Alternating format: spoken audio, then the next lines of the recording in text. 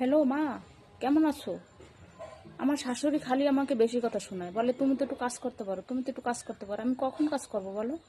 আমি সকাল ঘুম থেকে উঠতে উঠতে আমার 9টা 9:30 বেজে যায়। তারপরে আমি ব্রাশ করে ফ্রেশ হয়ে চা খাই। খেতে খেতে আমার 10টা 10:30 বেজে যায়। তারপরে একটু পরে আমার টিফিন টাইমের সময় হয়ে যায়। আমি টিফিন করতে করতে 11টা 11:30 বেজে যায়। তারপর তো আমার একটু গায়ের পর যত্ন নিতে হবে বলো। তারপরে করতে করতে আমার বেলা 2টা 2:30 বেজে যায়। তারপরে আমি স্নান করে খেয়ে আমার তো একটু রেস্ট নিতে হবে বলো। আমি খেয়ে দিয়ে একটু শুয়ে পড়ি। আমি বিকেল 5টা 5:30 বেজে যায়। তারপরে আমি ঘুম থেকে উঠে একটু ফ্রেশ হয়ে আমি একটু চা খাই। চা খেয়ে তো আমার একটু বন্ধু বান্ধব আছে বলো, তাদের সঙ্গে তো একটু আড্ডা মারতে হবে। এ করতে করতে আমার রাত্র 10টা 10:30 বেজে যায়।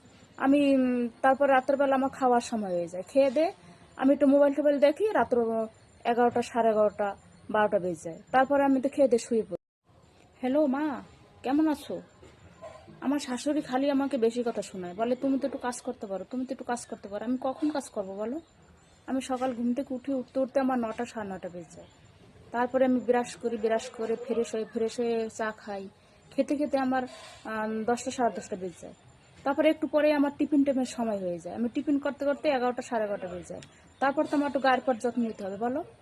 তারপরে করতে করতে আমার বেলা 2টা 2:30 বেজে যায়। তারপরে আমি স্নান করে খেয়ে আমার তো একটু রেস্ট নিতে হবে বলো। আমি খেয়ে দিয়ে একটু শুয়ে পড়ি। আমি বিকেল 5টা 5:30 বেজে যায়। তারপরে আমি ঘুম থেকে উঠে একটু ফ্রেশ হয়ে আমি একটু চা খাই। চা খেয়ে তো আমার একটু বন্ধু বান্ধব আছে বলো, তাদের সঙ্গে তো একটু আড্ডা মারতে হবে। এ করতে করতে আমার রাত্র 10টা 10:30 বেজে যায়। আমি তারপর রাত্রবেলা আমার খাওয়ার সময় হয়ে যায়। খেয়ে দিয়ে আমি একটু মোবাইল টোবাইল দেখি। রাত্র 11টা 11:30 12টা বেজে যায়। তারপরে আমি তো খেয়ে দিয়ে শুয়ে পড়ি।